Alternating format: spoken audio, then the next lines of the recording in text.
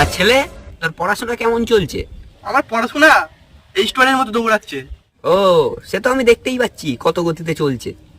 তাহলে তোকে দুটো প্রশ্ন করি, ঠিক আছে? হ্যাঁ করো, তুমি যেখান থেকে প্রশ্ন করো আমি সেখান থেকে বলে দেবো।